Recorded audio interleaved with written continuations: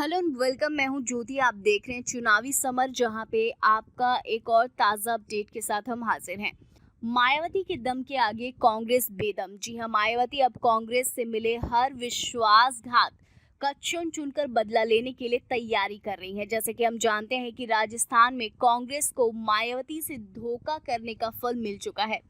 स्थिति ये है कि राज्य में अशोक गहलोत ने बसपा के 6 विधायकों को अपनी तरफ मिलाया था और अब उनकी पार्टी के 30 विधायक उनका साथ छोड़ने के लिए तैयार नजर आ रहे हैं।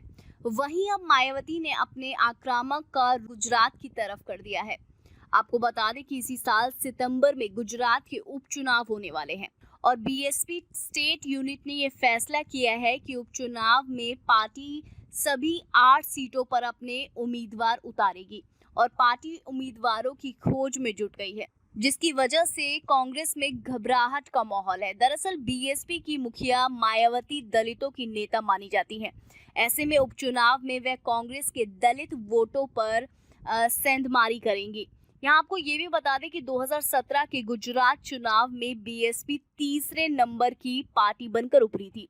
बीएसपी को यहाँ बीजेपी और कांग्रेस के बाद सबसे ज्यादा वोट मिले थे, जबकि एनएसपी चौथे नंबर पर थी। और ऐसे में बहुत ज्यादा संभावना ये है कि मायावती इस बार कांग्रेस का फिर से सुपड़ा साफ कर सकती है। हालांकि मायावती के निशाने पर सिर्फ कांग्रेस ही नहीं है, बल्कि बीजेपी भी है। और इस बार मायावती महामारी के दौरान दलितों की दुर्दशा, खासकर उनके सामूहिक प्रवास के दौरान उनकी परेशानियों को चुनाव का मुख्य मुद्दा बनाने की तैयारी में है। मायावती ने तो गुजरात वापस आने वाले प्रवासियों के लिए भी नौकरी की मांग की है।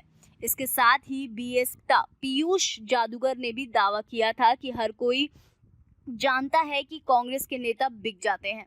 उन्होंने कहा था कि 2017 के विधानसभा चुनाव में जिन 8 सीटों के लोगों ने कांग्रेस विधायकों के हाथ में जिम्मेदारी दी, उन्होंने जीत के बाद जनता के साथ विश्वासघात किया।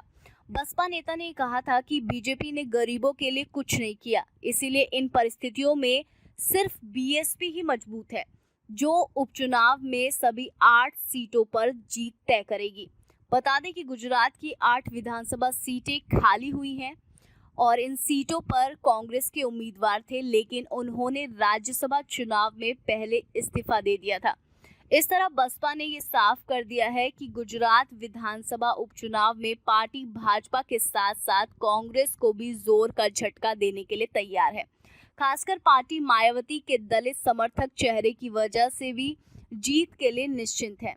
उन्हें उम्मीद है कि राज्य में एक बार फिर से दलितों के समर्थन में से बसपा अपना वर्चस्व कायम करेगी।